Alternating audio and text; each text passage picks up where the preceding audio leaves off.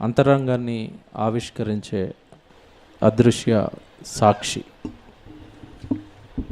చాలా జాగ్రత్తగా దేవుడి మాటలు వినాలి. ఈరోజు దేవుడి యొక్క మనసు, లేదంటే ఆయనకి ఇష్టలుగా మనం బ్రతకడానికి, మారడానికి ఈరోజు వాక్యం మీకు చాలా ఉపయోగపడుతుంది. కనుక దయచేసి అందరూ శ్రద్ధతో దేవుడు పలుకుతున్న ప్రతి మాట వినవలసిందిగా ప్రేమపూర్వకంగా మీకు తెలియజేస్తున్నాను.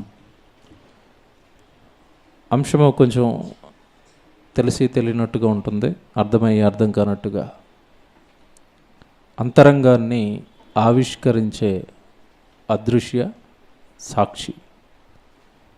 ప్రతి మనిషికి కూడా బాహ్యంగా కనబడే మాటలు, బాహ్యంగా ప్రవర్తించే ప్రవర్తన వేరు, మనిషి యొక్క అంతరంగం వేరు.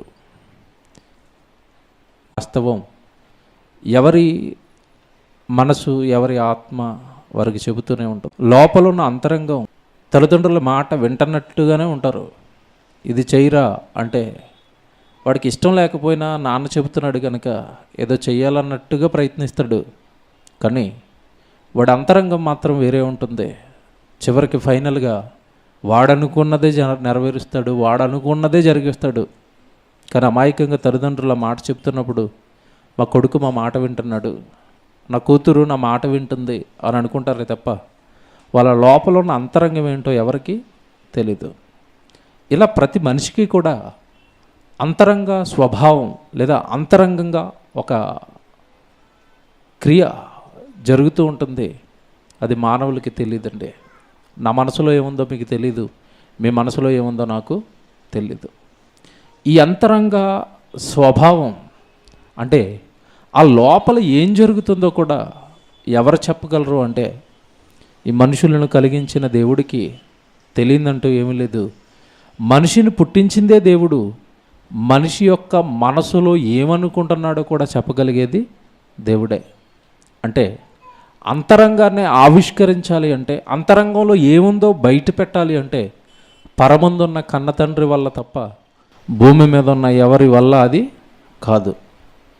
అప్పుడప్పుడు చూడండి, పోలీసు వాళ్ళు దొంగ నిజం చెప్తున్నాడా అబద్ధం చెప్తున్నాడా అని కనిపెట్టడానికి లైవ్ డిటెక్టర్ అని ఒకటి ఉంటుందండి. లైవ్స్ అంటే అబద్ధం చెప్తున్నాడా నిజం చెప్తున్నాడా అని కనిపెట్టడానికి ఒక మిషన్ కనిపెట్టారు ఈ మధ్యకాలంలో.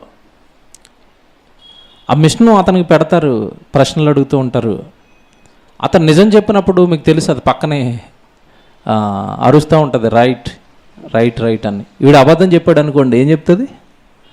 అబద్ధం చెప్తున్నాడు. విచిత్రం ఏంటంటే మధ్యకాలంలో ఒక ఆర్టికల్ చదివానండి. వాళ్ళు కనిపెట్టిన ఆ మిషన్ కూడా మ్యానుఫ్యాక్చర్ చేయగలిగే శక్తి మనిషికి ఉందంట. అంటే వీడు అబద్ధాన్నే చెప్తూ దాంతో నిజమని చెప్పించగలడు. పోలీసు వాళ్ళు ఏమంటే బుర్ర పట్టుకుంటున్నారు ఇప్పుడు. మళ్ళీ ఏం కనిపెట్టాలి మేము? లేక ఒక మిషన్ కనిపెడితే ఆ మిషన్ కూడా ఇప్పుడు సరిగా పనిచేయటం లేదు. ఈ దొంగోడు అబద్ధం చెప్తున్నాడో నిజం చెప్తున్నాడో తెలీదు. బంగారం తీసేవారా అంటాడు పోలీస్ అయినా. నేను తీయలేదండి, ఆ రోజు నేను డ్యూటీలో ఉన్నానండి, ఏ పాపమూ నాకు తెలియదండి అంటాడు. నిజానికి దొంగ ఈడే. కానీ మాటలు ఎలా ఉంటాయి? పోలీసు వాళ్ళు బుర్ర పట్టుకుంటున్నారు. ఇప్పుడు లోపల వీడు నిజంగా దొంగ కాదా, వీడు నిజం చెప్తున్నాడా అబద్ధం చెప్తున్నాడా? వాళ్ళు చేయాల్సిన ప్రయోగాలన్నీ వాళ్ళు చేస్తారండి. 3rd డిగ్రీ ప్రయోగిస్తారు, ఏమంటే హిప్నటైజ్ చేస్తారు. ఎంత చేసినా కూడా లోపల ఏముందో ఎవరికి తెలియట్లేదు. మీరు జాగ్రత్తగా వినాలి ఈరోజు వాక్యం. అంతరంగంలో ఏముందో బయటకు తీయగలిగిన వాడు ఒకే ఒక్కడండి, దేవుడు, కన్న తండ్రి. ఎందుకంటే ఈ మిషన్, శరీరాన్ని ఒక మిషన్ అనుకుంటే ఈ మిషన్ని మ్యానుఫ్యాక్చర్ ఎవరు చేశారు అంటే దేవుడు చేశాడు. ఒక మిషన్ తయారు చేసిన తర్వాత అందులో లోపాలు తయారు చేసిన ఆయనకి ఎలా తెలుస్తాయో, దానిలో ఉన్న ఉపయోగాలు తయారు చేసిన ఆయనకి ఎలా తెలుస్తాయో, మనిషిని తయారు చేసిన పరలోకంలో ఉన్న దేవుడికి హృదయంలో ఏముందో కూడా కొట్టొచ్చినట్టుగా తెలుసు. కనుక బైబిల్లో ఉన్న భక్తులంతా కూడానండి, బాగా వినండి మీరు వాక్యం. బైబిల్లో ఉన్న భక్తులంతా కూడా భయపడింది దేనికోసం అంటే, ఒక 2-3 చూపిస్తాను ఈరోజు మీకు.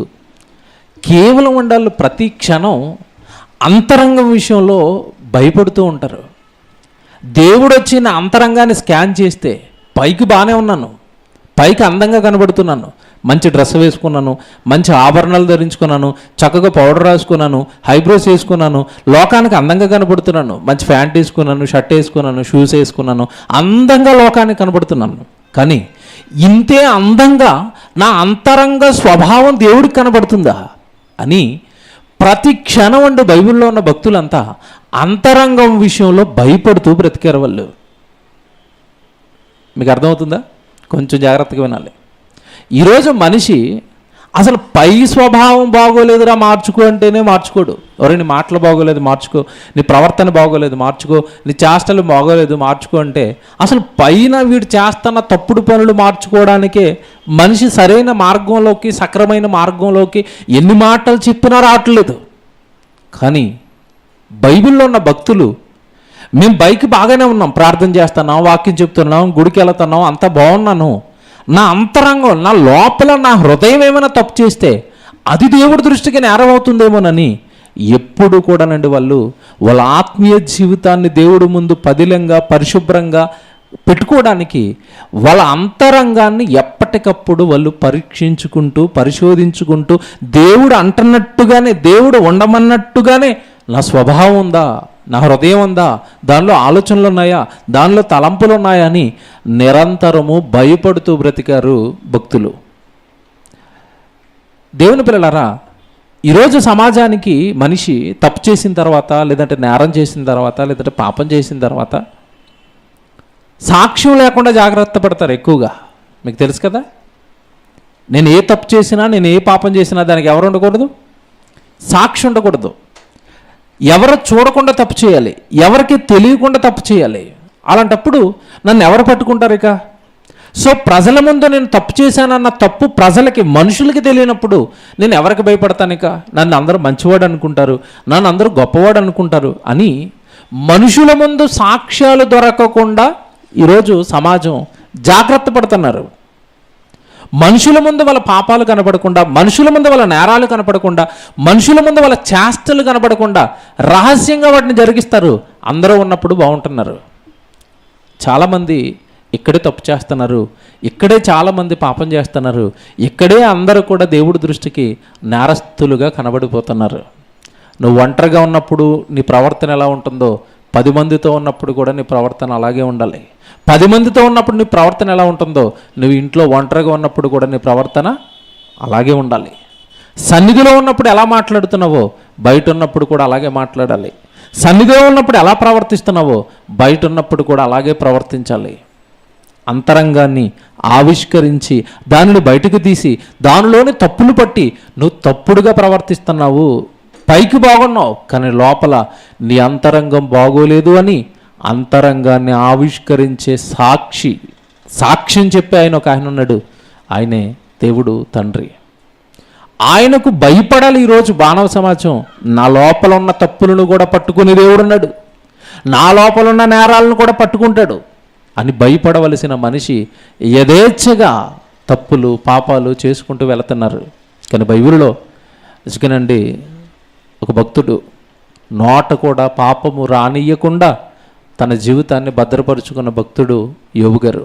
ఆయన ఒక మాట అంటాడు, ఒక్కసారి మీరు ఆ మాట తీయండి. యోబు గ్రంథం 16వ అధ్యాయము 9వ వచనం దయచేసి అందరూ బైబిల్ తీయండి. యోబు గ్రంథం 16వ అధ్యాయము 9వ వచనం చదువుదాం.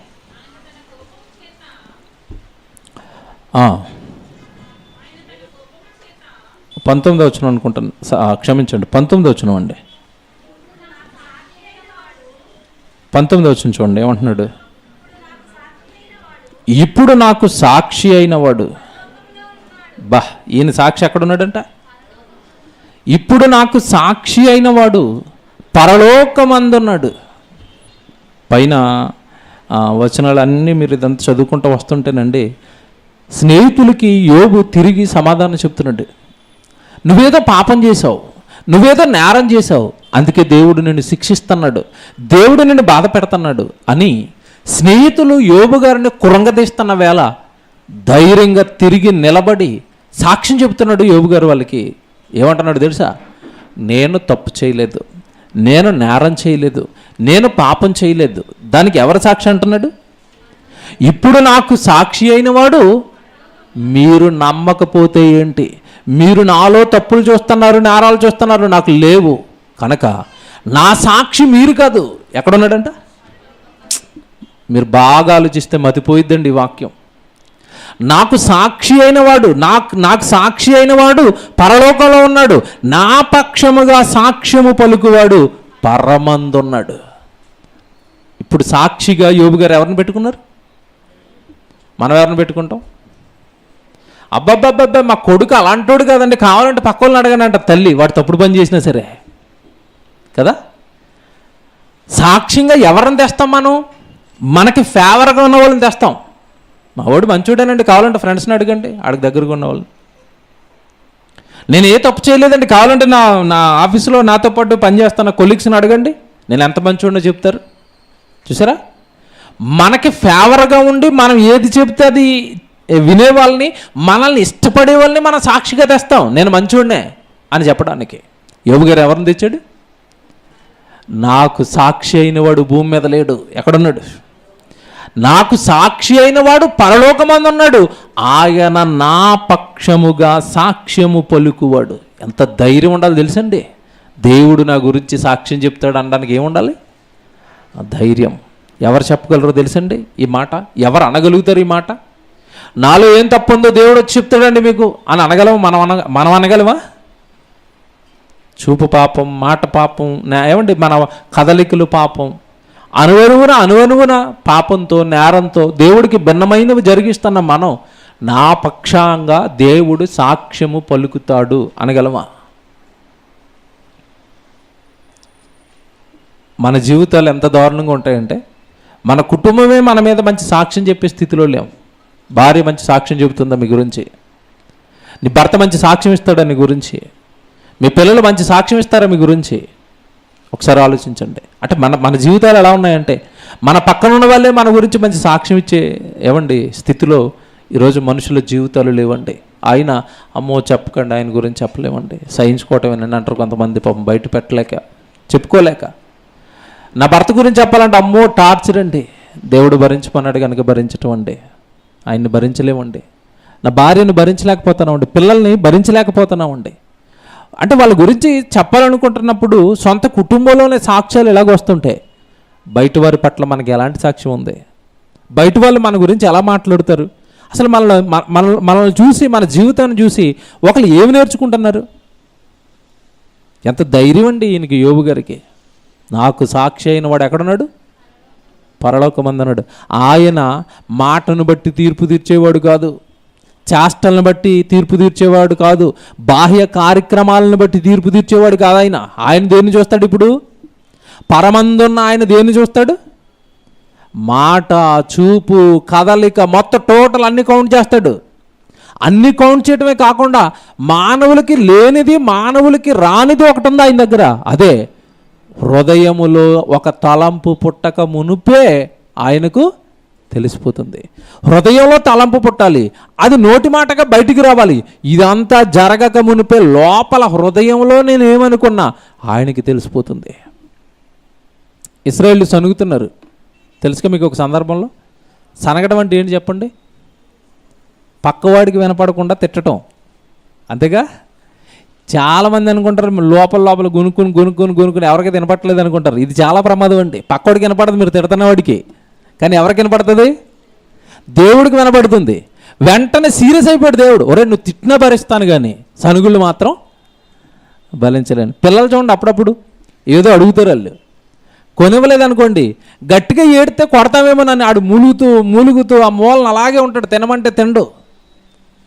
ఏమంటే ఆడు ఏడ్చినా ఒక్కొక్క కాస్త ఏదో చెప్పి ఏమండి మనం పక్క తీసుకోవచ్చు, కానీ మూలుగుతున్నాడు అనుకోండి, తెలియని సౌండ్లతో నెమ్మదిగా అలాగుంటున్నాడు అనుకోండి, ఎలాగుంటే తండ్రికి విపరీతమైన కోపం. ఏంటో చెప్పరా, నీకు దండం పెడతాను రా, ఏంట్రా, ఏముందిరా లోపల. ఈ సనుగుళ్ళకి ఏమండి భరించలేని దేవుడు ఇశ్రాయేలుని ఏం చేశాడో మీకు తెలియదు కదా. ఒకే రోజు 23,000 మందిని చంపేశాడు. సనిగి సంహారకుని చేత నశించిరి అని ఉంటుంది బైబిల్లో. అంటే బయటకు వినపడకుండా లోపల మాట్లాడుకోవటం, అది దేవుడికి అర్థమైపోయిందండి. ఆ మాట లేదా ఆ తీరుని దేవుడు భరించలేకపోయాడు. సనగటం అనేసరికి దేవుడికి అసలు ఇష్టం ఉండదండి. దేవుని పిల్లలారా, లోపల మన హృదయంలో మనం ఏమనుకుంటున్నామో, హృదయంలో మనం ఏం ఆలోచిస్తున్నామో, ఎలాంటి ప్లాన్లు వేస్తున్నామో అవి దేవుడికి ఉపయోగపడేవా లేదంటే దేవుడికి లేదా మన ఆత్మీయ జీవితానికి నాశనం చేసేవా, వీటన్నిటినీ కూడా దేవుడు పరిశీలిస్తూ ఉంటాడు. యోబు గారు అంటున్నారు, నన్ను చూడండి, నాకు సాక్షిగా నేను ఎవరిని ముందు పెడుతున్నాను అంటే పరలోకంలో నా గురించి సాక్ష్యము పలికేవాడున్నాడు. ఎంత ధైర్యంగా యోబు గారు ఈ మాట ఎందుకు పలికాడు? జాగ్రత్తగా వినాలి ఇక్కడి నుంచి. ఇంత ధైర్యం ఏంటి ఈయనకి, యోబు గారికి? ఏంటో తెలుసండి ఈయనకి ధైర్యం? అవయవాలన్నిటి మీద కూడా, ఈ జీవితం మొత్తం మీద కూడా, ఈ శరీరం మొత్తం మీద కూడా మంచి కమాండ్ని సాధించాడండి యోబు గారు. మీకు మంచి మాట చూపిస్తాను, అర్థమవుతుంది ఈయన ఎంత గొప్పవాడో, ఎందుకు ఇంత ధైర్యంగా ఈ మాట మాట్లాడుతున్నాడో. 35వ అధ్యాయానికి రండి. 31వ అధ్యాయం అండి, క్షమించండి. యోబు గ్రంథం 31వ అధ్యాయము మొదటి నుంచి చూద్దాం. యోబు గ్రంథం 31వ అధ్యాయము మొదటి నుంచి మీరు చూడండి. నేను నా కన్నులతో నిబంధన చేసుకుంటుని. చూసారు ఏమంటున్నాడు? కన్యకను నేను ఎలాగూ చూచుదును, కన్నులతో నేను నిబంధన చేసుకుంటుని, కన్నులతో నేను నిబంధన చేసుకుంటుని. కన్నులతో నిబంధన, కన్నులతో నిబంధన. బాగా వినాలి ఇది. కంటితో నిబంధన చేశారా? ఎప్పుడైనా అగ్రిమెంట్ చేశారా? నేను చూడమన్న వైపే నువ్వు చూడాలి, నేను ఎటు తిరగమంటే అటే తిరగాలి, నువ్వు నీకు ఇష్టమైనవన్నీ నువ్వు చూడడానికి కుదరదు. ఆడపిల్లలు అటుగా వెళుతుంటే అటువైపు నువ్వు చూడడానికి కుదరదు. నిబంధన చేశారా? ఒక పురుషుడు అటువైపు వెళుతుంటే నేను అటువైపు నా కన్ను తిరగకూడదు. ఆడపిల్లలు చేశారా?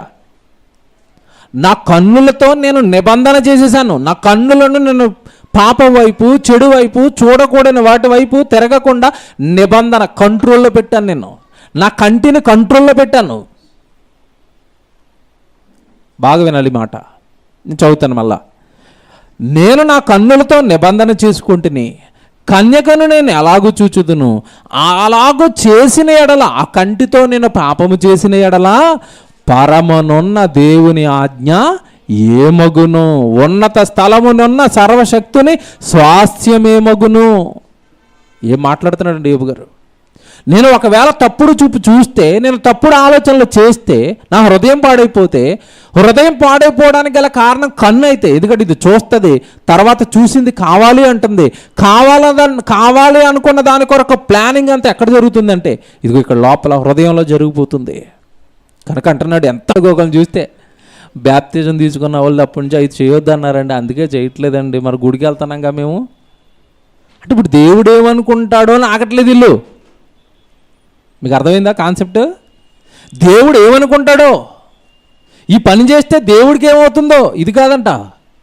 వాళ్ళు ఏమనుకుంటారో, వీళ్ళు ఏమనుకుంటారో, ప్రార్థనకి వెళ్ళి వాళ్ళు ఇలా చేయొద్దు అన్నారండి, అందుకు చేయట్లేదు. దేవుడు అంటే ప్రతిదానికి, జరిగిస్తున్న ప్రతి నిర్ణయానికి, జరిగిస్తున్న ప్రతి పనికి ముందు ఎవరిని పెట్టుకోవట్లేదు?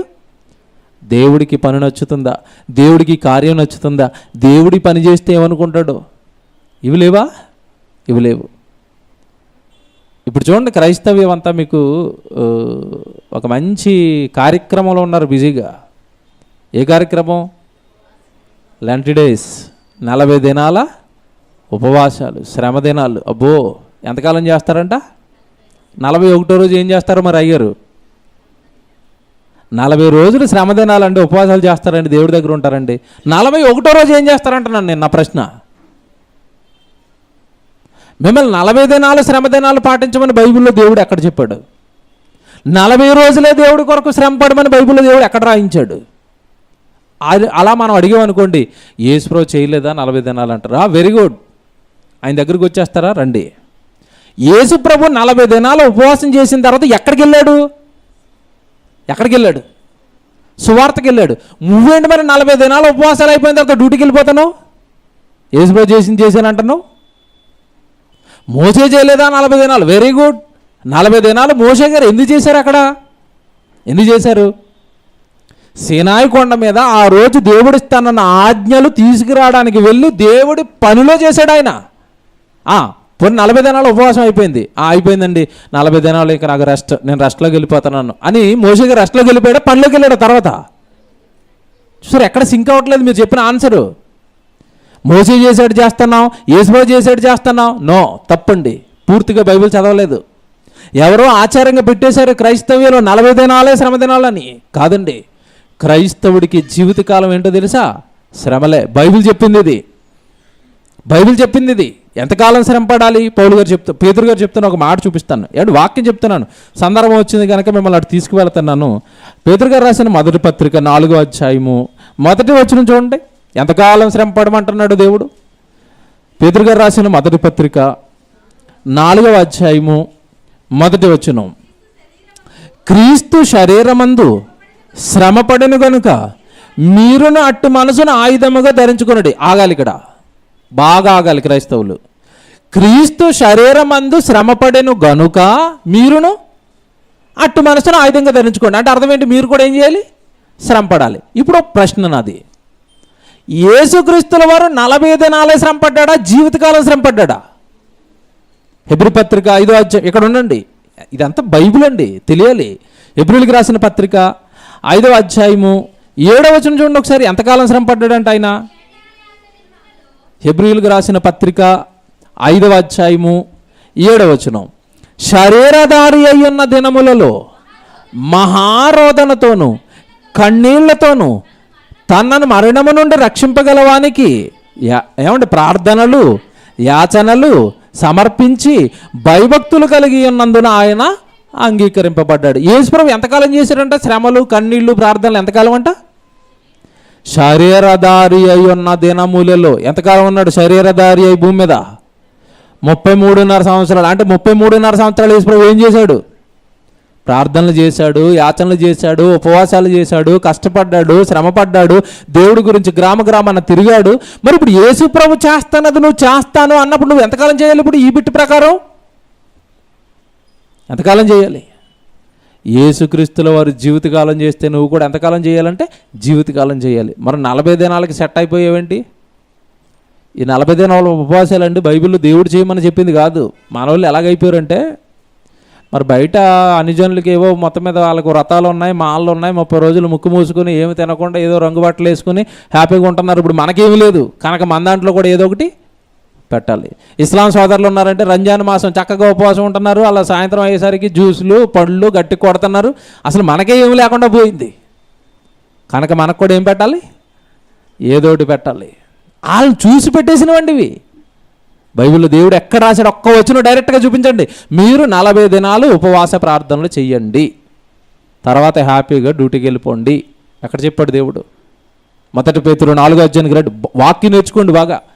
వాక్యంలో దేవుడు ఏది చెప్తున్నాడు అదే జరిగించండి. మొదటి పేతురు 4:1 క్రీస్తు శరీరమందు శ్రమపడెను కనుక మీరును అట్టి మనసును ఆయుధముగా ధరించుకోండి. నెక్స్ట్ చూడండి,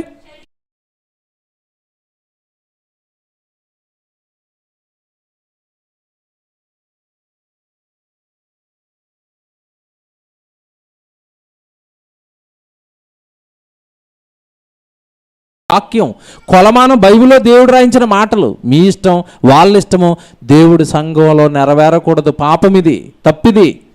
దేవుడు చెప్పింది చేయకపోవడం ఎంత పాపమో, దేవుడు రాయించనివి దేవుడు చెప్పనివి చేయటం కూడా అంతే పాపం. సువార్త ప్రకటించండి వెళ్ళి అన్నాడు. మీరేంటో 4 రోజులు 40 రోజులు ఓ చోట కూర్చుని ఉపవాసం ఉంటున్నారు? తప్పండి. బైబిల్కి భిన్నం ఇవన్నీ. కనుక ఈ అంతరంగం లోపల మన హృదయంలో వాక్యాన్ని పెట్టుకొని వాక్యంలో ఉన్నదే మనం జరిగిస్తున్నామా అని దేవుడు పరీక్షిస్తే మనం ఏమైపోతాం మీరు చెప్పండి. యోబు గారి మాటల్లో ఉన్న ఆంతర్యం ఏంటంటే, నేను తప్పు చేసిన, నేను పాపం చేసిన, దేవుడికి భిన్నంగా నేను ఆలోచించిన, పరలోకంలో ఉండి నాకు ఒక సాక్ష్యం చెబుతాడు.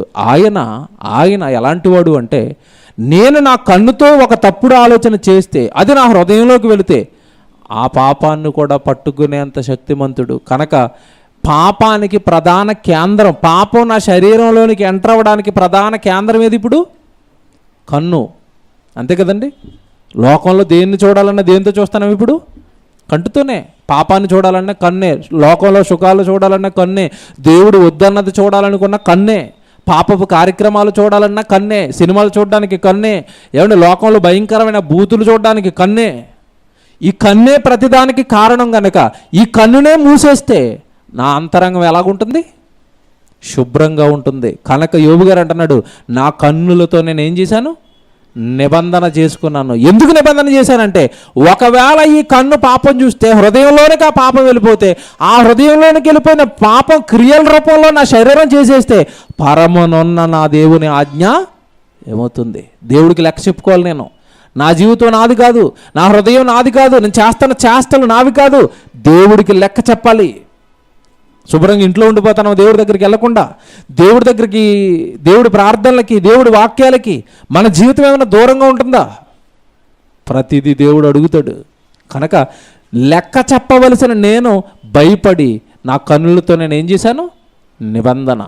అక్కడికి రండి, యోబు గ్రంథం 31కి రండి. ఆయన ఇంకా కిందకి వెళ్ళేసరికి చూడండి, ఎంత భయం వేసే మాటలండి. నిజంగా ఒక భక్తిలో ఉంటే, దేవుడు అంటే భయం ఉంటే భయపడే మాటలు చెప్తాడు. 31వ వచనంలో మీరు కిందకి వెళ్ళేసరికి అలాగా 14వ వచనం చూడండి ఏమంటున్నాడు?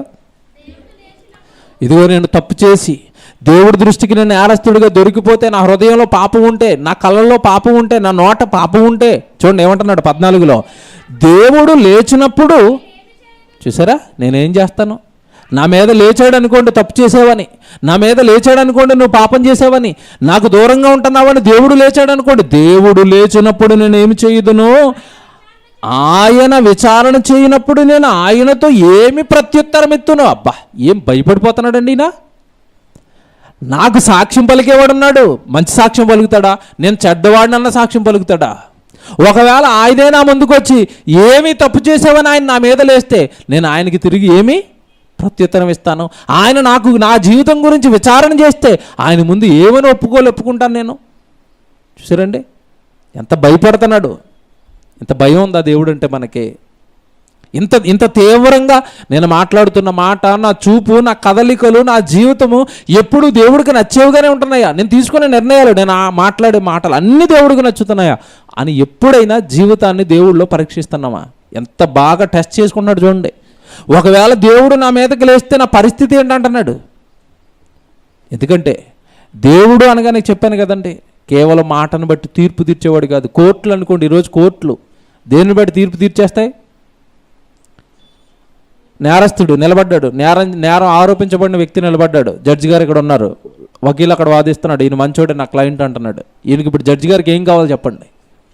సాక్ష్యం ప్రవేశపెట్టండి, సాక్షిని. వచ్చేసాడు వాడు, అవునండి ఇతను మర్డర్ చేస్తుండగా నేను చూశాను, నువ్వు అక్కడ ఎందుకున్నావు? నేను అప్పుడు డ్యూటీకి వెళ్తున్నాను, నువ్వు చూసావా? ఖచ్చితంగా ఇతనేనా? ఇతనే, రైట్, ఇతను శిక్ష చేసేయండి. దేనిని బట్టి జరిగిపోయింది ఇక్కడ? మాట. వ్యక్తి ఇచ్చిన మాటను బట్టి ఇక్కడ ఏం జరిగింది? తీర్పు జరిగిపోయింది. అతను నిజంగా ఏమండి ఆ నేరం చేయకపోయినా సరే ఇద్దరు ముగ్గురు అబద్ధపు సాక్షులను ప్రవేశపెట్టారనుకోండి, ఇతనికి ఏం పడిపోద్ది? శిక్ష. దేవుడి దగ్గర ఇవి నడుస్తాయా? అంతరంగం లోపల నేరం చేశాడా లేదా 24/7 ఒక సీసీ కెమెరా మన వెనకాల పెట్టి వదిలేశాడు. తెలుసా? దేవదూతల భద్రతా వ్యవస్థని పాఠం విన్నారుగా మీరు. ఆ భద్రతకు దేవదూతల్ని కాపలాగా పెడుతూనే ఆ దేవదూతల్ని మన మీద ఎలా పెట్టాడో తెలుసా? నిరంతరము మనం ఏం చేస్తున్నామో పరీక్షించేవిగా ఉన్నాయి.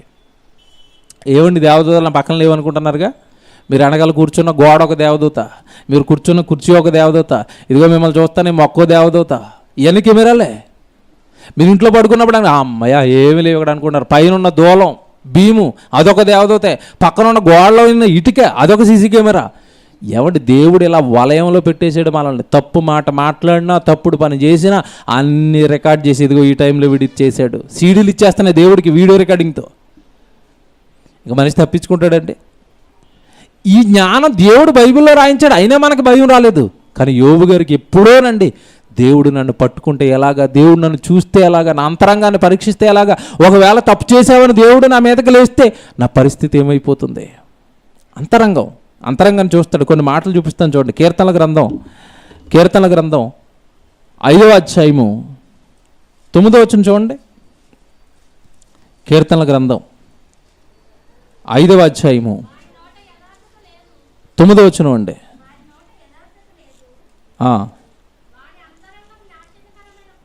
చూసారండి ఏమంటున్నాడు? వారి నోట యథార్థత లేదు, వారి నోట యథార్థత లేదు, వారి నోట ఏమంటే దేవుడి మాటలు అద్భుతాలండి, బాగా ఆలోచిస్తే మీకు అర్థమవుతాయి. వారి నోట యథార్థత లేదు. ఎందుకు యథార్థత లేదు? నోట్లోంచి నిజాలు ఎందుకు రావటం లేదు అంటే ఇక్కడ విషయం ఏంటంటే వాడి నోరు పాడైపోవడానికి గల కారణం వాడి అంతరంగము నాశనకరమైన గుంట. లోపల పాడైంది గనక, అంతరంగం పాడైంది గనక, అంతరంగం ఏది చెబితే అదే నోరు మాట్లాడుతుంది. అంతేనా? యేసుప్రభు చెప్పాడుగా, హృదయము నిండిన దానిని బట్టియే నోరు మాట్లాడును. ఇది ఎప్పుడో కీర్తనకారుడు చెప్తున్నాడు. ఇక్కడ వాడి నోట యథార్థత లేదు, అన్ని అబద్ధాలే. కారణం ఏంటంటే వాడి అంతరంగం పాడైంది. అది నాశనకరమైన కుంట. కిందకి వెళ్ళేసరికి అంటున్నాడు చూడండి, వాడి కంఠము తెరచిన సమాధి, వారు నాలుకతో ఇచ్చకములాడుదురు. చూసారండి, వాడి కంఠం ఏమైపోయిందంట? తెరిచిన సమాధి. వాడి నోటిలో నుంచి వచ్చే ప్రతి మాట నిన్ను చంపేవే, నిన్ను నాశనం చేసేవే, నిన్ను బాగు చేసేవి కాదు, నిన్ను దేవుడి దగ్గరికి చేసేవి కాదు, నిన్ను ఉన్నతంగా దేవుడి మీద నిలబెట్టేవి కావు. అర్థమవుతున్నాయి కదండి? అంటే దేవుడు చెబుతున్న మాటల్లో ఆంతర్యం ఏంటంటే ప్రతి చోట నేను ఇప్పటి వరకు చూపించిన ప్రతి మాటలో కూడా మీకు ఏం కనపడుతుందంటే దేవుడు ఏమంటే పై రూపాన్ని బట్టో, పై వేషాన్ని బట్టో, పై మాటలను బట్టో తీర్పు తీర్చేవాడు కాదు. ఒకటి మనం గమనించుకోవాలి, ఎప్పుడు హృదయం అంతరంగంలో యథార్థత ఉందా లేదా, అది కరెక్ట్గానే ఉందా లేదా, అది దేవుడి మాటల ప్రకారం ఉందా లేదా. ఎందుకంటే అది యథార్థంగా ఉంటేనే నోట్లోంచి వచ్చే ప్రతి మాట కూడా యథార్థంగా ఉంటుంది. ఇదే కీర్తన గ్రంథం. మీరు చూడండి కొన్ని మాటలు, 62వ అధ్యాయం కూడా చూడండి, 62వ అధ్యాయము 4వ వచనం చూడండి.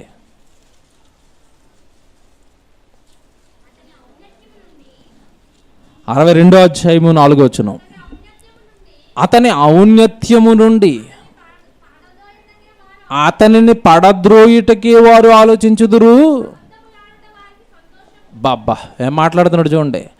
అబద్ధములాడుట వారికి సంతోషము, వారు తమ నోటితో శుభవచనములు పలుకుచు అంతరంగములో దూషించుదురు. నోటితో ఏమొస్తుందంట? వెలి చెప్పాడు కదా దేవుడు, వందనాలు బ్రదర్ అన్నాడంటే, అబ్బా నేనంటే అంత ప్రేమ తమ్ముడికి అన్నయ్యకి అనుకున్నారంటే మోసపోయినట్టే. లోపలేముంది? ఎప్పుడు దేవుడు పని అంటున్నాడు, దేవుడి క్లాసులు అంటున్నాడు, మెసేజ్ల మీద మెసేజ్లు పెడుతున్నాడు, ఏమో టార్చరు. అన్నా వందనాలు అన్నాడంటే అర్థం అవ్వాలి కదా. ఎంత బాగా మాట్లాడుతున్నాడు చూడండి దేవుడు. నాలుగుతో నోటితో శుభవచనమే పలుకుతున్నారంట, కానీ అంతరంగంలో మాత్రం ఏముందంట? దోషం. ఎవరికి తెలుస్తుందండి? మీకు తెలుస్తుందా? అన్నా వందనాలు అంటే లోపలే ఉందో చెప్పి మీకు ఏం తెలిసింది చెప్పండి. చెల్లి వందనాలు, తమ్ముడు వందనాలు, ఏం తెలిసింది? శుభవచనాలు ఇవి. ప్రైజ్ ది లార్డ్ బ్రదర్ అంటాడు ఒక ఆయన, నాకు తెలిసిన ఆయన ఉన్నాడండి. నేను కనపడగానే ప్రైజ్ ది లార్డ్ తమ్ముడు అంటాడు గట్టిగా. మళ్ళీ ఆ వాయిస్కి, ఆ శబ్దానికి ఏమనుకోవాలి? ఎంత ప్రేమో అయ్యగారుగా. నేను వెళ్ళిపోయిన తర్వాత ఈయన ఎప్పుడు మెసేజ్కి పిలవకండి ఇక్కడికి అంటాడు. తెలుసా ఏమండి? పాస్టర్లు అండి, పాస్టల్ మీటింగ్కి వెళ్తాను కదండి, మొన్న వేసానండి, మీకు చెప్పారు కదండి, ఎన్నిసార్లు చెప్పుకొని ఆ సంతోషం గుండెల్లో నుంచి పోవట్లేదండి, చితక్కొట్టు వదిలేశాను. అంతా అయిపోయిన తర్వాత అందరూ praise the Lord brother, praise the Lord, praise the Lord, praise పక్కెళ్ళి ఈయన ఎప్పుడు తీసుకురాకట్టుగా మన వ్యాపారాన్ని నాశనం చేసేస్తున్నాడు. ఆశీర్వాదాలు లేవంటే ఎవడిస్తాడు? డబ్బులు. దేవుడు నిన్ను దీవిస్తాడంటేనే ఆడేదో మనకు కానుగాడేస్తాడు. అయ్యో లేవంటే ఎవడిస్తాడు మనకి? చూసారా? నాలుకతో ఏమొస్తుంది? శుభవచనం, కానీ లోపల ఏముందంట? అంతరంగం. నేను ఇదంతా మీకు ఎందుకు చూపిస్తానని తెలుసండి. ఇవన్నీ దేవుడు వేషాన్ని చూడట్లేదు, డైరెక్ట్ గురి దేనికి పెట్టాడు? అంతరంగం అండి. అంతరంగ శుభ్రం. కానీ ఈరోజు మోడీ గారు ఏమంటున్నారు? స్వచ్ఛ భారత్ ఊడ్చేద్దాం మొత్తం అంటున్నాడు. ఓడ్చవలసింది రోడ్లు, ఓడ్చవలసింది డ్రైనేజీలు కాదు, ఓడ్చవలసింది హృదయాలు. అవి శుభ్రంగా ఉంటే రోడ్డు మీదకి చెత్త ఎందుకు వస్తా చెప్పండి? వీళ్ళకి మూలాలు తెలియండి. మూలాలు ఎవరు చెప్పినా ఎవరు చెప్పాలో తెలుసా? దేవుడు చెప్పాలి. ఎవరు రోడ్లు ఎందుకు ఓడ్చాలి? అసలు యాక్చువల్గా రోడ్డు ఎందుకు ఓడ్చాలి? ఎవరో పట్టుకొచ్చి చెత్త అక్కడ వేసాడు. చెత్త వేయకూడదని అర్థమైందా లేదా మీకు? చెత్త ఎక్కడ వేయాలి చెప్పండి? యాక్చువల్గా చెత్త ఎక్కడ వేయాలి? డస్ట్బిన్లో వేయాలి. ఈడెక్కడ వేస్తున్నాడు? అటుకొచ్చి రోడ్డు మీద వేస్తున్నాడు. ఒరే నువ్వు రోడ్డు మీద చెత్త వేస్తే అందులో వేసిన క్రిములు పక్కోడికి పట్టి వాడు నాశనం అయిపోతున్నాడు, వాడి నాశనానికి నువ్వు కారణమవుతున్నావురా. రోడ్డు మీద చెత్త వేయకూడదురా, ఇది పాపంరా, పక్కోడికి ఏమండి హాని చేసేదిరా అని నువ్వు జాగ్రత్తగా వాడి హృదయాన్ని మౌలు చేస్తే వాడు చెత్త వేయడు కదా.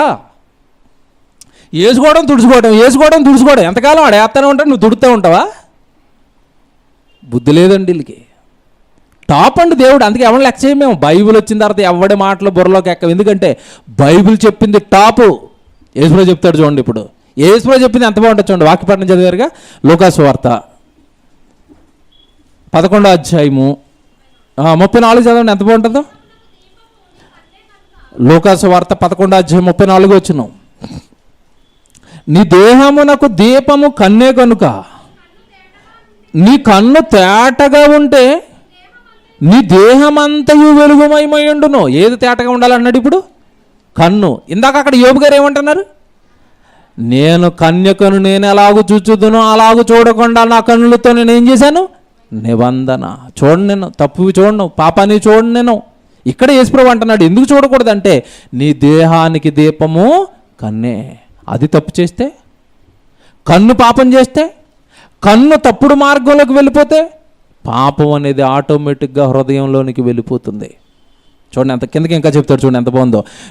నీ దేహమునకు దీపము కన్నే గనుక నీ కన్ను తేటగా ఉంటే నీ దేహం అంతయు వెలుగుమయమై ఉండును. అది చెడినదైతే నీ దేహానికే చీకటంట. కన్ను చెడిపోతే చీకటి దేనికంట? దేహానికి. చీకటానికని ఏంటి ఇక్కడ? పాపము. పాపం దేహంలోనికి దేని ద్వారా ప్రవేశిస్తుంది? కంటి ద్వారా. మీకు మొన్న ఉదాహరణ చెప్పానుగా. ఒకప్పుడు అండి హీరో, సినిమాల్లో హీరో అంటే మంచివాడు హీరో. చక్కగా షేవింగ్ చేసుకుని నూనె పెట్టుకుని పక్కకు దువ్వుకుని అందంగా కనపడేవాడు అండి ఒకప్పుడు హీరో అంటే. ఇప్పుడు హీరో అంటే ఎవడు? చింపురు జుట్టు వేసుకుని ఏమంటే కటింగ్కి షేవింగ్ చేసుకోనాక డబ్బులు లేని వాళ్ళకి ఇలాగ మేకగడ్డంలాగా ఇలా ముందుకు పెంచి చిరిగిపోయిన బట్టలు వేసుకుని ఎంత దరిద్రంగా కనబడితే వాడు హీరో. ఇప్పుడు పోని మనిషిని దరిద్రంగా చూపించాడంటే పర్లేదు, వాడు చేస్తున్న క్రియలు కూడా చెడ్డవే. ఈ మధ్యకాలంలో సినిమా వచ్చింది పుష్ప. హీరో ఎవడు? హీరో ఏం చేస్తున్నాడు అందులో? మీకు తెలియదు కాదు, వార్తల్లో చూస్తున్నాడు, టీవీలో ఏం చేస్తున్నాడు చెప్పండి? స్మగ్లింగా. ఎర్రచందనం దొంగలో స్మగ్లింగ్ చేసేవాడు హీరో. నువ్వు చెయ్యి. వాడిని ఇన్స్పిరేషన్గా తీసుకుని చిత్తూరులో ఒకటి చేశాడు. మీకు తెలుసా? వార్తల్లో వచ్చింది, పేపర్లో చదివారా? నాకు ఇన్స్పిరేషన్ ఎవరంటే పుష్ప సినిమా అంటున్నాడు. దొంగలు నరికేసాడు, లోపల వేసారు జైల్లో. హీరో అంటే పాపం అనేది వాడు కంట్లోకి ఎలా ప్రవేశించింది చెప్పండి? వీడు వెళ్ళాడు పుష్ప సినిమా తీశాడు, ఆడు దొంగలు నరికేసి హీరోయిజంలాగా ఇలా కాలర్ ఎగరేసరికి నేనెందుకు ఎగరేయకూడదు కాలరు, నేను రాత్రికి రాత్రి మరి లక్షాధికారిని అయిపోవాలనుకుని వీడు కొట్లాడుకుని వెళ్ళాడు అడవిలోకి, నరికాడు, ఈయన లోపల వేసారు.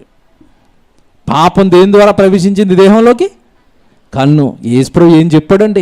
యేసుప్రభు మాటలు పాఠ్య పుస్తకాలలో పెట్టి, యేసుప్రభు చెప్పే మాటలండి పాఠశాలలకి పెట్టి చెప్తే చాలండి, స్వచ్ఛ భారత్ అయిపోతుంది. స్వచ్ఛ మొత్తం అందరూ బాగైపోతారు. ఇదండి టాపు. యేసుప్రభు మాటలు స్కూల్లోకి రావాలి, యేసుప్రభు మాటలు విద్యాలయాల్లోకి రావాలి, యేసుప్రభు మాటలు యూనివర్సిటీలోకి రావాలి, యేసుప్రభు మాటలు పాఠ్య పుస్తకాలలోకి రావాలి. ప్రజలు బాగవుతారు. ఈ స్వచ్ఛ భారత్లు ఇవన్నీ కాదు, ముందు హృదయ శుద్ధి. కింద చెప్తాడు చూడండి ఎంత బాగుంటాయండి కిందకి వెళ్ళేసరికి ఆ మాటలు. తర్వాత చూడండి 35వ వచనం. కాబట్టి నీలో నుండి వెలుగు చీకటి అయి ఉండకుండా చూచుకొనుము. ఏ భాగమైనను చీకటి కాక నీ దేహమంతయు వెలుగుమయమైతే దీపము తన కాంతి వలన నీకు వెలుగునిచ్చినప్పుడు ఎలాగుండునో అలాగు నీ దేహమంతయు వెలుగుమయమయుండును. 39కి వెళ్ళిపోదాం కిందకి. 39కి. అందుకు ప్రభు ఇట్లనను, పరిసయ్యులైన మీరు గిన్నెయు పళ్ళెమును వెలుపల శుద్ధి చేయుదురు కానీ మీ అంతరంగపు దోపుతోనూ చెడుతోనూ నిండి ఉన్నది. అబ్బా, సూపర్ సీక్రెట్ చెప్పాడు చూడండి. ఒరే స్వచ్ఛ భారతాన్ని గిన్నెలు కొండలు రోడ్లు కాలనీలు కడగటం కాదు. ఏది కడగమంటున్నాడు? అంతరంగాన్ని శుభ్రం చేయండి, అప్పుడు చెత్త రోడ్డు మీదకి రాదు. అంతరంగాన్ని శుభ్రం చేయండి, అప్పుడు వాడు డ్రైనేజ్, వాడి ఇంట్లో స్నానాలు చేసిన వాడు బాత్రూమ్ని మీ ఇంట్లోకి కట్టాడు, రోడ్డు మీదకి వదిలేసాడు. ఎందుకు వదిలాడు? ఎవడలా పోతే నాకేంటి, నేను ఇంట్లో స్నానం చేస్తున్నానుగా. చూడండి ఇదంతానండి యేసుప్రభు మాటలు ప్రాక్టికల్గా ఆలోచిస్తే సమాజం ఎంత బాగుంటుంది అనిపిస్తుందండి. 39వ వచనం మళ్ళీ చదువుతున్నాను. పరిసయ్యులైన మీరు గిన్నెయు పళ్ళెమును వెలుపల శుద్ధి చేయుదురు, కానీ మీ అంతరంగము దోపుతోనూ చెడుతోనూ నిండి ఉన్నది. అవివేకులారా, వెలుపలి భాగము చేసినవాడు లోపటి భాగమును చేయలేదా? బయటో శుభ్రం చేసేసుకున్నారు, లోపల సంగతి ఏట్రా? వెలుపటి భాగాన్ని చేసిన దేవుడే మీ అంతరంగాన్ని, మీ హృదయాన్ని చేశాడు కదా. ఆ హృదయాన్ని ఎందుకు మీరు శుభ్రం చేసుకోవటం లేదు? వెలుపటి భాగమును చేసిన వాడే లోపటి భాగమును చేయలేదా? కాగా మీరు కలిగినవి ధర్మం చేయండి, అప్పుడు అన్నీ మీకు శుద్ధిగా ఉండును. యేసుప్రభు మాట ఒకటే, అంతరంగ శుభ్రం. ఎందుకంటే అది శుభ్రంగా లేనప్పుడు దాని మీద సాక్ష్యము పలికే దేవుడు ఒక ఆయన ఉన్నాడు. ఎంత జాగ్రత్తగా ఉండాలండి జీవితం. మాట బాగుంటుందా, చూపు బాగుంటుందా, ప్రవర్తన బాగుంటుందా? నేను యథార్థంగానే ఉంటున్నానా? యథార్థంగానే అవతల సహోదరుడితో ప్రవర్తిస్తున్నానా? యథార్థంగానే అవతలున్న సహోదరుడితో ప్రవర్తిస్తున్నానా? యథార్థత. దేవుడు ఒకవేళ లెక్క అడిగితే, దేవుడు ఒకవేళ నువ్వు అలా ఎందుకు చేసావురా సహోదరికి అని అడిగితే చెప్పగలిగేంత ధైర్యం నాకుందా? యోబు గారు అంటున్నారుగా, దేవుడు నా మీదకి లేచినప్పుడు నేనేమి ఆయనతో ప్రత్యుత్తరం ఎత్తును. దేవుడు మనల్ని అడిగితే నీ జీవితం బాగుందా అని సాక్ష్యము దేవుడు చెబితే నిలబడగలిగేంత ధైర్యం ఉందా? దేవుడే నా గురించి మంచి సాక్ష్యం చెబుతాడని యోబు గారు పలికినట్టుగా నా సాక్షి పరమందు ఉన్నాడు, నా పక్షమున ఆయన ఏం చెప్తాడు అంటున్నాడు? సాక్ష్యము చెబుతాడు అంటున్నాడు. ఆ ధైర్యం మనకుందా? అంతరంగంలో ఉన్నదంతా కూడా ఆవిష్కరించే అదృశ్య సాక్షి ఎవరు? దేవుడు. బయట వాటిని బట్టి తీర్పు తీర్చేవాడు కాదైనా. అంతరంగం అంటే మీకు చాలా ఉదాహరణలు జ్ఞాపకం చేసుకోవచ్చు బైబిల్లోవి. దావీదు ఎవ్వరికి తెలియకుండా తప్పు చేస్తున్నాను అనుకున్నాడు. దావీదు ఎవ్వరికి తెలియకుండా ఉరియా భార్యను తెచ్చేసుకున్నాడు, ఉరియాని చంపించేశాడు. తెలిసిపోయింది దేవుడికి, తెలిసిపోయింది. అంతరంగం లోపల దావీదు చేసిన కుట్రంతా కూడా బయట ప్రపంచానికి బట్టబయలు చేశాడు. ఇదిగో దావీదు నా ఇష్టానుసారుడైన మనుషుడని చెప్పిన ఆయనే దావీదు తప్పు చేయగానే ఇదిగో పాపం చేశాడు, తప్పు చేశాడు అని అందరికీ చెప్పేశాడు దేవుడు. అంతరంగం లోపల చూస్తాడు. దేవుని పిల్లరా, కొంతమంది చూడండి, లోకంలో కూడా సామెత ఉంటుంది అండి, వాళ్ళ మాటలు చాలా తీయగా ఉంటాయండి. మాట ఎలా ఉంటుందంట? మాట తీయగా ఉంటావేంటి? రుచి చూసారేటిల్లు అంటే మాట తీపి అంటే అర్థం ఏంటి? పలకరింపు బాగుంటుంది. వెరీ గుడ్, పలకరింపు బాగుంది. పలకరింపు ఏదైతే వస్తుందో అది నిజంగా హృదయంలో నుంచి వస్తుందా, పెదవుల పైన నుంచి వస్తుందా? వారి పెదవుల పైన విషం ఉన్నదంటాడు బైబిల్లో. వారి పెదవుల పైన ఏముందంట? విషం. చూసారా? అంటే పెదవులపై నుంచి వస్తున్నాయా? అంతరంగంలోంచి, హృదయంలో నుంచి రావటం లేదా? రావటం లేదండి. దేవుని పిల్లరా, అంతరంగాన్ని ఆవిష్కరించే అదృశ్య సాక్షి దేవుడే. బైబిల్లోనండి మీరు ముగిస్తానిక ఒక యేసుక్రీస్తుల వారిని తీసుకోనండి. ఇప్పుడు యోబు గారు చెప్పారుగా నా సాక్షి దేవుడేనని. యేసుక్రీస్తుల వారు కూడా ఏమంటున్నారు చూడండి ఒకసారి. యోహాను సువార్త 5వ అధ్యాయము 37వ వచనం చూడండి. యేసుప్రభు పలుకుతున్న మాటలు. యోహాను సువార్త 5వ అధ్యాయము 37వ వచనం అండి. మరియు నన్ను పంపిన తండ్రియే నన్ను గూర్చి సాక్ష్యం ఇచ్చుచున్నాడు. మీరు ఏ కాలమందైనను ఆయన స్వరము వినలేదు. చూసారా? మీరు ఆయన చూడలేదు. అదృశ్యుడైన ఆయనే. ఇక్కడ ఏమంటున్నాడు? అదృశ్యుడైన ఆయనే నన్ను పంపిన తండ్రియే నన్ను గురించి ఏం చెప్తున్నాడు? సాక్ష్యం. ఎలా చెప్తున్నాడు అంటే, ఇదిగో ఈరోజు నేను జరిగిస్తున్న క్రియలే నా తండ్రి నాకు ఇస్తున్న సాక్ష్యం. ఎవడరా చచ్చిపోయిన లేపుతాడు? నేను లేపుతున్నాను అంటే ఈ శక్తిని నాకు ఇచ్చింది ఎవరు? దేవుడే. ఆ శక్తి ద్వారా, ఆ శక్తితో, దేవుడిచ్చిన శక్తితో నేను ఈ క్రియలు చేయటం వలన ఇదిగో దేవుడు నా వెనకున్నాడని నమ్మండి. దేవుడే నాకు సాక్ష్యం ఇస్తున్నాడు క్రియలతో. లేకపోతే మానవ మాత్రుడు చనిపోయిన వ్యక్తిని తిరిగి లేపుతాడా? మానవ మాత్రుడు కళ్ళు ఇవ్వగలడా? మానవ మాత్రుడు కాలు ఇవ్వగలడా? మానవ మాత్రుడు ఇవన్నీ చేయగలడా? దెయ్యాలు వెలగొట్టగలడా? ఇవన్నీ నేను చేస్తున్నానంటే నేను చేస్తున్న క్రియలే నా మీద సాక్ష్యం ఇస్తున్నాయి. ఏంటో సాక్ష్యం అంటే నా తండ్రి నా వెనకున్నాడు. ఇదే మీకు సాక్ష్యం. ఎంత బాగా చూసారా? పౌలు గారి మాటలు ముగిస్తానిక. పౌలు గారి మాటలు చూడండి. తెస్సలోనికీయులకు రాసిన మొదటి పత్రిక 2వ అధ్యాయము 5వ వచనం చూద్దాం.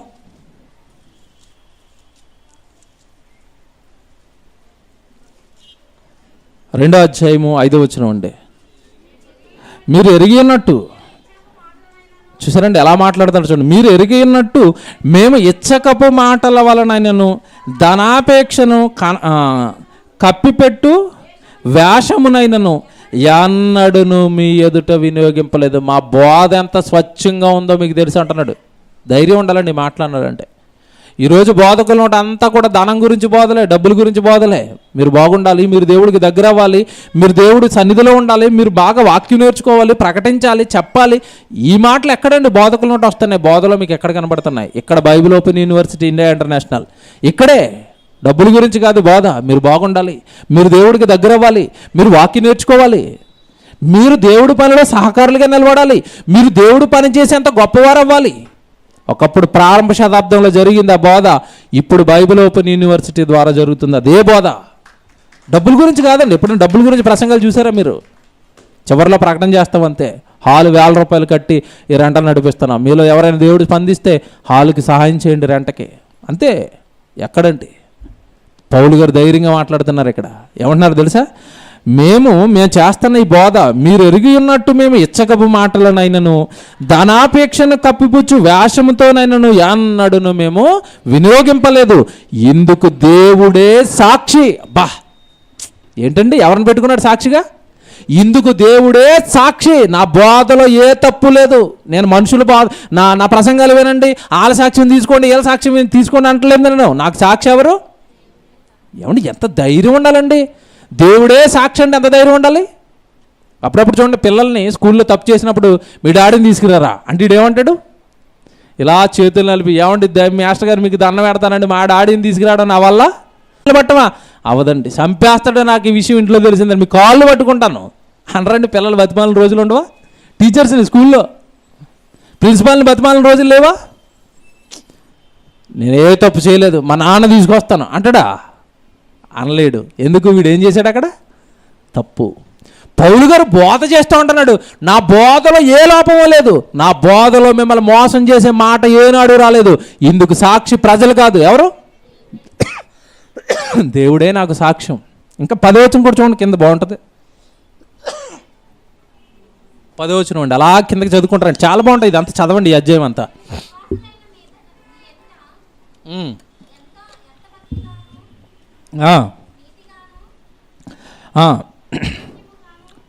మేము విశ్వాసులైన మీ ఎదుట ఎంత భక్తిగాను నీతిగాను అనింద్యముగాను ప్రవర్తించితిమో దానికి మీరు సాక్షులు, దేవుడును సాక్షి.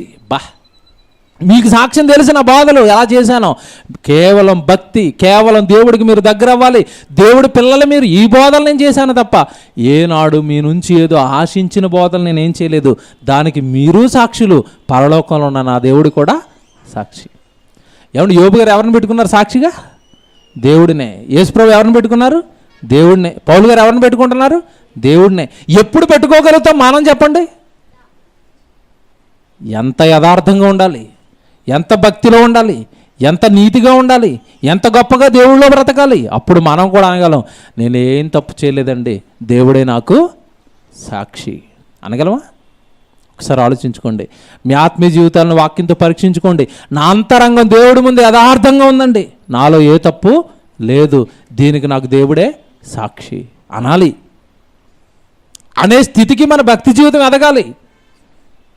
నలుగురు ఏమండి యేసుప్రభు ఏమంటే లోకంలో ఉన్నప్పుడు మాట్లాడిన మాట మీ అందరికీ తెలుసండి. నాలో పాపం ఉన్నదని మీలో ఎవడు స్థాపించును? అందరి మధ్యలో పబ్లిక్గా ఆయన తిరిగిన ప్రాంతంలోనే మాట అన్నాడు. మన ఊర్లోకి వెళ్ళి ఎవడైనా చెప్పండి రా నాలో ఏ తప్పు ఉందో చెప్పండి అనగలమా? మన ఊర్లో, మన పుట్టినూరులో, పెరిగినూరులో, పక్క ఊర్లో చేస్తాం ఈ సవాలు.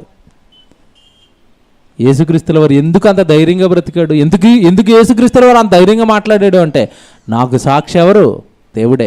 మనుషులైతే బాహ్య కార్యాలను బట్టి తీర్పులు తీరుస్తారు, దేవుడు అంతరంగాన్ని కూడా చూస్తాడు. అంతరంగాన్ని కూడా చూసే దేవుడినే సాక్ష్యంగా పెడుతున్నాను, నాలో ఏ పాపము లేదు, నాలో ఏ నేరము లేదు, నేను యథార్థవంతుడిని. యోబు గారి గురించి దేవుడు పలికిన మాట మీ అందరికీ తెలుసు. యోబు తన నోట నుండి వచ్చిన మాటల వలనైనను ఆయన ఏం చేయలేదంట? పాపము చేయలేదు. ఎంత గొప్ప సాక్ష్యం దేవుడిచ్చాడండి యోబు గారికి. కారణం అంతరంగ శుద్ధండి, అంతరంగం బాగుంది. ఎప్పుడైతే అంతరంగం బాగుంటుందో మాట, చూపు, ప్రవర్తన అన్నీ సెట్ అయిపోతాయండి. మొత్తం మీద సెట్ అవ్వాల్సింది ఏంటంటే అంతరంగం, హృదయం అండి, హృదయ శుద్ధి. ఎప్పుడు శుద్ధి అవుతుంది? అసలు హృదయాన్ని దేవుడు ఎందుకు నిర్మించాడు మన దేహంలో అంటే తెలుసండి? హృదయాన్ని ఎందుకు నిర్మించాడు చెప్పండి? వాక్యం ఉండడానికి, వాక్యం స్టోరేజ్ చేయడానికి దేవుడు హృదయాన్ని నిర్మిస్తే అందులో మనిషి కుళ్ళులు, కుతంత్రాలు, ద్వేషాలు, లోకపు ఆశలు, పాపాలు ఇవన్నీ స్టోరేజ్ చేశాడు. అక్కడ వాక్యానికి ఇప్పుడు ఏం లేదు అంటే చోట్లేదు. అందుకే ప్రకటన గ్రంథం మీరు చదువుతున్నప్పుడు యేసుక్రీస్తుల వారు పలికిన మాట మీ అందరికీ తెలుసు. హృదయం అనే తలుపును వద్ద నుండి నేను కొడుతున్నాడంట తలుపు. ఎందుకు తలుపు ఎందుకు కొడుతున్నాడు? లోపల అంతా ఫుల్ అయిపోయింది. దేంతో ఫుల్ అయిపోయింది? లోకంతో, పాపంతో ఫుల్ అయిపోయింది. కొంచెం డోర్ కొడుతున్నాడు, ఓపెన్ చేయండి, లోపలికి నేను వచ్చేస్తాను, వాక్యం వస్తుంది. కనుక దేవుని పిల్లలారా, అదృశ్యంగా ఉన్న దేవుడు మన మీద సాక్ష్యం పలకడానికి సిద్ధంగా ఉన్నాడు. కానీ ఆయన సాక్ష్యం దేనిని బట్టంట? అంతరంగం. అంతరంగంలో పుట్టిన వాటిని బట్టే దేవుడు సాక్ష్యం పలుకుతాడు. అంతరంగం బాగుంటే మన జీవితం అంతా బాగుంటుంది. కనుక ఆలోచించుకోవాల్సింది ఏంటంటే వేషధారణ జీవితాలుగా మార్చుకోకూడదండి. యోబు గారు అంటున్న మాట చివరిగా పలికి మీకు చూపిస్తాను. ఎప్పుడైతే నేను కరెక్ట్గా దేవుడు మాటల ప్రకారం నా హృదయం ఉండదో దేవుడి దృష్టికి నేను వేషధారిని అయిపోతాను అంటాడు. యోబు గ్రంథం చూడండి మీరు, 35వ అధ్యాయం. వీటిని తీసుకుపోండి నన్ను బయటికి, ఎవరో ఒకరు రండి. యోబు గ్రంథం 31వ అధ్యాయము 33వ వచనం చూడండి. యోబు గ్రంథం 31వ అధ్యాయము 33వ వచనం చూడండి. చూడండి ఎంత బాగా మాట్లాడుతున్నాడు. ఆదాము చేసినట్లు నా దోషములను దాచిపెట్టుకుని మహాసమూహమునకు భయపడి కుటుంబముల తిరస్కారమునకు జడిసియు నేను మౌనంగా ఉండి ద్వారము దాటి బయటకు వెళ్ళక రొమ్ములో నా పాపమును కప్పుకొని ఎడల, అబ్బా, రొమ్ములో నా పాపమును కప్పుకొని ఎడల పరమునున్న దేవుని దృష్టికి నేను ఏమైపోతాను? ప్రతి చోట ఎవరిని మెన్షన్ చేస్తున్నాడు చెప్పండి యోబు గారు? పరమునున్న దేవుడు, పరమునున్న దేవుడు, పరమునున్న దేవుడు. పరలోకంలో ఉండి నా రొమ్ములో ఉన్న పాపాన్ని చూస్తున్న దేవుడికి ఆ పాపాన్ని నేను తీసుకోకుండా కప్పుకుంటే నేను ఏమైపోతానంట? వేషధారిని. అందుకే దేవుడు కోరుకుంటున్నది అంతరంగ శుద్ధి, దేవుడు కోరుకుంటున్నది హృదయ శుద్ధి. అందులో పాపం ఉండకూడదు, అందులో తప్పు ఉండకూడదు. ఇక్కడ ఒకటి చెప్పేశాడు డైరెక్ట్గా, ఆదాము చేసినట్లు నా దోషములను దాచిపెట్టుకుంటే. ఆదాము తప్పు చేసి ఏం చేశాడు? దాచుకున్నాడా? దేవుడు రాగానే పండు తిన్నావని ఆయన అంటే ఏమన్నాడు? అవును తండ్రి, నేను మీరు వద్దన్న పండు తినేసాను అన్నాడా? దాని లోపల దాచుకుని ఏం చేస్తున్నాడు? నేను ఎక్కడ తిన్నాను? నువ్వు నాకు ఇచ్చిన స్త్రీయో పండు ఇచ్చింది అంటే తప్పు నాది కాదు, ఎవరిది? అంటే చేసిన తప్పును ఒప్పుకుంటున్నాడా? కప్పుకొని మరొకరి మీద గెంటుతున్నాడా? చాలామంది జీవితాలు ఎలాగ ఉంటాయండి. మార్చుకొని ఆయన అంటే నేనేంటి ఎలాగ ఉన్నది, వాళ్ళు లేరా? చూసారా? నేను ఒక్కనే ఎలాగ ఉంటున్నానా? నేను ఒక్కనే చేస్తున్నానా? వాళ్ళు లేరా? వీళ్ళు లేరా? వాళ్ళు లేరా? నీకెందుకు ఆలు గొడవ? నీ పరిస్థితి ఏంటి? నీ బ్రతికేంటి? నీ జీవితం ఏంటి? నీ హృదయం ఏంటి? నీ అంతరంగం ఏంటి? కప్పుకుంటున్నావా? అలా కప్పుకుంటే, దాచుకుంటే పరలోకంలో ఉన్న దేవుని దృష్టికి ఏమవుతారంట? వేషధారి. వేషధారులు ఏమవుతారు? మత్తయి సువార్త 23వ అధ్యాయం చదవండి. 23వ అధ్యాయం అంతా వేషధారుల గురించి యేసుప్రభు చెప్తున్నాడు. వేషధారి, వేషధారి, వేషధారులైన శాస్త్రులారా, పరిసయ్యులారా, యాజకులారా. మొత్తేసాడండి 23వ అధ్యాయం అంతా మత్తయి సువార్త. మీరు వేషధారులు, మీరంతా ఒకటి చెప్తున్నారు, ఇంకొకటి చేస్తున్నారు. నోట్లోంచి వచ్చేది ఒకటి, ప్రవర్తన ఒకటి. వేషధారులు మీరంతా అంటాడు. కనుక దేవుడు అంతరంగం, అంతరంగం, అంతరంగం లోపల యథార్థమైన వాక్యపు స్వభావం కలిగి మనమందరము బ్రతకకపోతే మన అందరి మీద అంతరంగాన్ని పట్టి సాక్ష్యం చెప్పే సాక్షి ఎక్కడున్నాడు? ఇప్పుడు భూమి మీద మనుషుల సాక్ష్యం గురించి వెంపర్లాడకండి. వాళ్ళు చూడాలి, వీళ్ళు చూడాలి, వాళ్ళ పొగడాలి, వీళ్ళ పొగడాలి, వాళ్ళకి కనపడాలి, వీళ్ళకి కనపడాలి. ఇదంతా ఏమండి ఎందుకు పనికిరానిదండి. యథార్థంగా మీరు దేవుళ్ళో ఉంటే దేవుడే మిమ్మల్ని ఎలా పైకి తీసుకురావాలో దేవుడు అలా పైకి తీసుకొస్తూ ఉంటాడు. మన హృదయం నచ్చాలి దేవుడికి, మనుషులకు కాదు. హృదయం దేవుడికి నచ్చాలి, మనుషులకు కాదు. మనుషులు మార్కులొద్దు. నువ్వు ఎంత యథార్థంగా ఉన్నా కొంతమంది తప్పు పడతారు, వాళ్ళని లెక్క చేయకండి, వదిలేసండి, ముందుకెళ్ళిపోండి. యేసుప్రభు ఎంత యథార్థంగా ఉన్న తప్పులు మోపారు, నేరాలు మోపారు, తాగుబోతు అన్నారు, తిరిగిపోతు అన్నారు, పిచ్చి పట్టింది అన్నారు, దెయ్యాలు పట్టేసినోడు అన్నారు. పట్టించుకోలేదు ఆయన. ఎప్పుడు పట్టించుకోవాలి అంటే దేవుడు నా మీద ఏమైనా నేరం మోపుతాడా? దేవుడు వాక్యం ఏమైనా నా మీద నేరం మోపుతుందా? అంతే తప్ప మనుషులు ఇచ్చే గౌరవాలు, మనుషులు ఇచ్చే ఏమంటే ఖ్యాతి, వీటి కోసం వెంపర్లాడ్డామా? ఇదిగో దేవుడు ఇక్కడ చెప్తున్న యోబు గారి మాటలు మీరు బాగా పరీక్షించాలి. ఏమంటున్నాడు తెలుసా? కింద ఆదాము చేసినట్లు నా దోషములు దాచిపెట్టుకుని మహాసమూహమునకు భయపడి, అంటే ఈ తప్పు నేను బయటికి చెప్తే ప్రజలు నన్ను ఏమనుకుంటారో, ప్రజల ముందు నేను తప్పును ఒప్పుకుంటే నేను చిన్నపోతానేమో. మనుషులకు భయపడుతున్నారా? దేవుడి ముందు తప్పులు ఒప్పుకోవడానికి, మనుషుల ముందు నేరాలు ఒప్పుకోవడానికి ఎందుకు జడుస్తున్నారు? మనుషులు ఎవరండి? వాళ్ళు ఉంటారు, రేపు పోతారు. ఈరోజు చెడ్డ అంటాడు, రేపు మంచి అంటాడు, రేపు మంచి అంటాడు, ఈరోజు చెడ్డ అంటాడు. అన్నీ బాగున్నాయి అనుకోండి, మంచోడు అంటారు. ఏమైనా కొంచెం చెడింది అనుకోండి, అతను అంత చెడ్డోడు లేడండి, అప్పుడే మారిపోద్ది. అంత నాలుగుకి ఏం లేదని చెప్పారు? నరము లేని నాలుక ఎటు పడతాడు తిరుగుతుందంట, అప్పుడే మంచోడు అంటారు. అప్పుడే ఏంటి మారింది? అతనా నువ్వా? ఇదేనండి మనుషుల ముందు మార్కుల కోసం వెంపర్లాడితే. ఇదిగో చెప్తున్నాడు ఇక్కడ యోబు గారు ఏమంటున్నారు? మహాసమూహమునకు భయపడియు కుటుంబముల తిరస్కారమునకు జడిసియు నేను మౌనముగా ఉండి ద్వారము నుండి బయటకు వెళ్ళక రొమ్ములో నా పాపమును కప్పుకొని ఎడల పరమందున్న నా దేవుని దృష్టికి నేను ఏమవుతాను? వేషధారిని. ఒక్కసారి వేషధారిని అయ్యానా దేవుడు తనున్న లోకానికి నన్ను రానివ్వడు. మన ప్రయాణం అంతా పరలోకం కోసం అండి, మనుషుల కోసం కాదు.